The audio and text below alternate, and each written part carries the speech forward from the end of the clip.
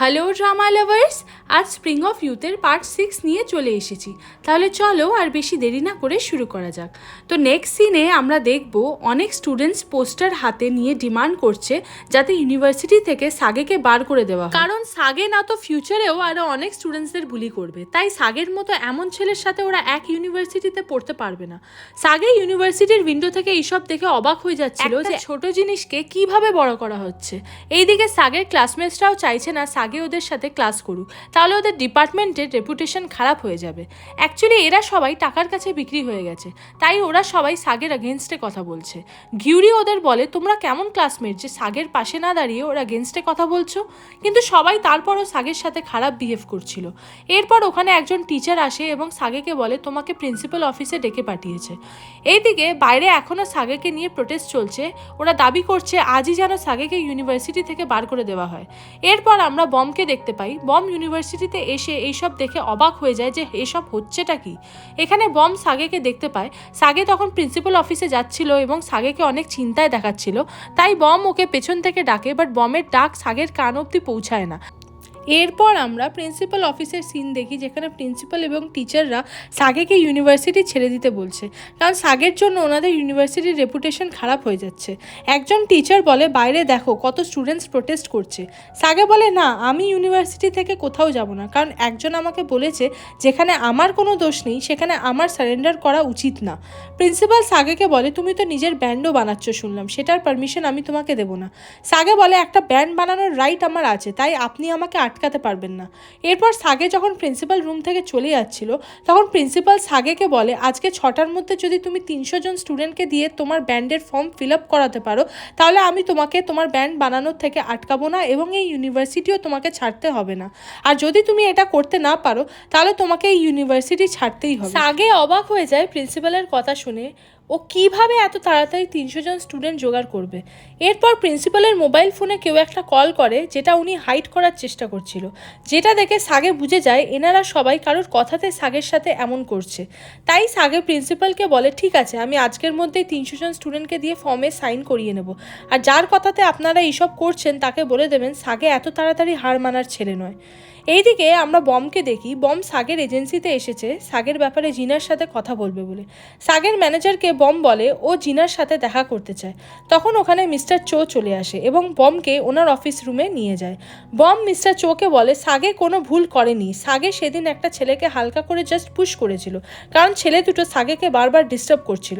এরপর ওরা নিচে পড়ে যায় আর নাটক করছিল যেন ওদের সাগে খুব মেরেছে। এইগুলো আমি সব দূর থেকে দাঁড়িয়ে দেখেছি, সাগে কিচ্ছু করেনি। বম মিস্টার চোকে বলে আপনি প্লিজ সাগেকে আবার কোম্পানিতে নিয়ে নিন।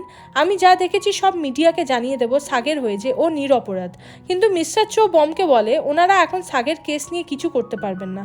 বম মিস্টার চোয়ের এমন কথা শুনে অবাক হয়ে যায় আর বলে সব সত্যি জেনেও আপনি কেন সাগের হেল্প করতে চাইছেন না? আপনি জানেন সাগে আপনাকে কত রেসপেক্ট করে। ভালো হয়েছে আজ সাগে আমার সাথে আসেনি এখানে, না তো ও খুব কষ্ট পেত।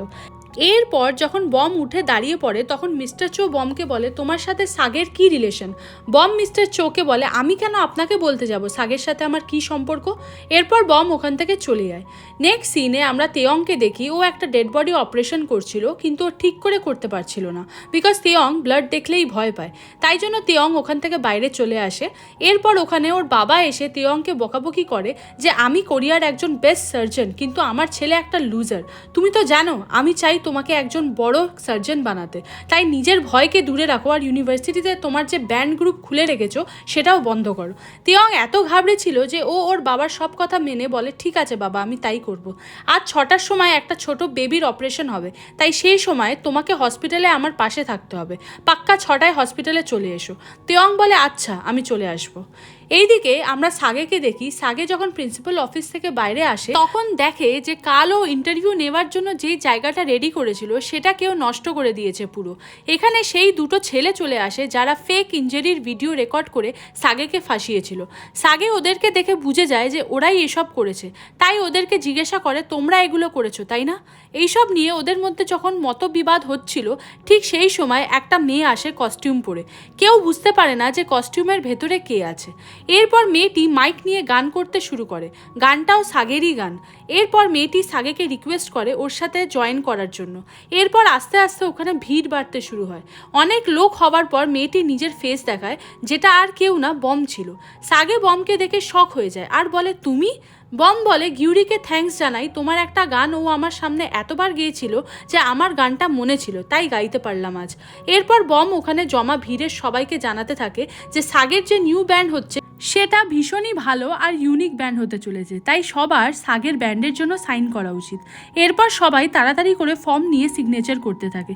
এখানে আমরা তেয়ংয়ের গ্রুপের আরেকজনকে দেখি, যার নাম হলো জিঙ্গু, সেও ফর্মে সাইন করে দেয়।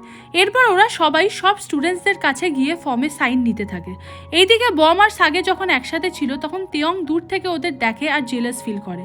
ওরা সবাই মিলে অনেক ফর্মে সাইন করিয়ে নিয়েছে, কিন্তু এখনও 300 ফর্মের টার্গেট কমপ্লিট হয়নি। সাগে বলে, কোনো চিন্তা নেই, আমাদের কাছে এখনও অনেক সময় আছে। এরপর সাগে আর বম যখন একসাথে স্টুডেন্টসদের দিয়ে ফর্মে সাইন করানোর জন্য যাচ্ছিল, তখন সাগে বমকে জিজ্ঞাসা করে, বাই দ্য ওয়ে, তুমি কেন আমার এত হেল্প করছো? তখন বমের মনে পড়ে মিস্টার চো কেমনভাবে সাগেকে হেল্প করবে না বলে মানা করে দিয়েছিল। তাই বম সাগেকে বলে, জানি না, তবে আমি চাই তুমি আবারও আগের মতো ফেমাস স্টার হয়ে যাও। সাগে একটু অবাক হয় বমের থেকে এমন কথা শুনে, তাই ও বমকে জিজ্ঞাসা করে, মানে? তখন বম বলে, কিছু না, এখন চলো তাড়াতাড়ি, না তো লেট হয়ে যাবে। এইদিকে আমরা তেয়ংকে ওর ওই দুটো ব্যান্ড মেম্বারের সাথে দেখি, যারা তেয়ংয়ের থেকে হেল্প চাইছিল, যার জন্য তেয়ংও রাজি হয়ে যায়। নেক্সট সিনে আমরা সাগেকে দেখি, ও খুবই চিন্তায় ছিল, কারণ এখনও 300 জনের মধ্যে একজন এখনও ওদের লাগবে ফর্ম সাইনের জন্য। ওদের কাছে এখন সময়ও খুব কম আছে। এরপর আবারও ওই ছেলেগুলো অনেককে নিয়ে সাগের দিকে এগিয়ে আসতে থাকে। ওদের দেখে সাগের চরম রাগ উঠছিল। ঠিক তখন সবাই চিৎকার করতে থাকে যে সিনিয়র তেয়ংও এখানে আসছে। অ্যাকচুয়ালি তেয়ংও ইউনিভার্সিটিতে খুবই পপুলার। সবাই ভাবছিল তেয়ং হয়তো সাগের সাথে লড়তে এসেছে, ইভেন সাগেরও তাই মনে হচ্ছিল। সেই জন্য সাগে যখন তেয়ংয়ের কলার ধরে তখন তেয়ং ওকে কিছু না করেই সামনে এগিয়ে গিয়ে ফর্মে সাইন করে দেয়, যার জন্য ফাইনালি 300 সাইন কমপ্লিট হয়ে গেল। বম আর গিউরি দেখে অবাক হয়ে যায়। এইদিকে তেয়ংয়ের ব্যান্ড মেম্বার্স ওর ওপর রাগ দেখাতে থাকে যে তেয়ং কেন লাস্ট সাইনটা করে। এরপর তেয়ং ওদের মধ্যে একজনকে জোরে ধাক্কা মারে রেগে গিয়ে, আর বলে, আমি মানুষদের সাথে ব্যান্ড বানাই, তোদের মতো কুকুরদের সাথে না।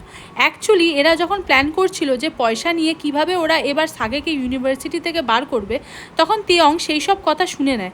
সেই জন্য তেয়ং ওদের ওপর খুবই রেগে যায় আর বলে, এক্ষুনি চলে যাও এখান থেকে, না তো তোমাদের ফেক ইনজুরিজগুলোকে আমি রিয়েল বানিয়ে দেবো। এরপর ছেলেগুলো ওখান থেকে চলে যায়। সাগে খুব খুশি, কারণ তেয়ং আজ থেকে ওর ব্যান্ড মেম্বার, তাই বারবার সাগে তেয়ংকে হাগ করছিল এবং ফটোস ক্লিক করছিল, কিন্তু তেয়ং সাগেকে ওর থেকে দূরে করছিল। এইদিকে প্রিন্সিপাল চলে এসেছে, বিকজ 6টা বেজে গেছে। এরপর সাগে যখন প্রিন্সিপালকে বলে 300 জন স্টুডেন্টের সাইন টার্গেট ওদের কমপ্লিট হয়ে গেছে, তখন প্রিন্সিপালও অবাক হয়ে যায়। এরপর প্রিন্সিপাল একজনকে কল করে জানায় যে ওনারা অনেক চেষ্টা করেছে সাগেকে ইউনিভার্সিটি থেকে বার করার জন্য, কিন্তু ওনারা সাগেকে ইউনিভার্সিটি থেকে বার করতে পারলো না। সো হাই ড্রামা লাভার্স, এখানেই পার্টটি শেষ হলো। সো প্লিজ সাবস্ক্রাইব করে রেখো চ্যানেলটা, তাহলে তোমরা নেক্সট পার্টের নোটিফিকেশন সবার আগে পেয়ে যাবে। তো দেখা হচ্ছে নেক্সট পার্ট নিয়ে। বাই।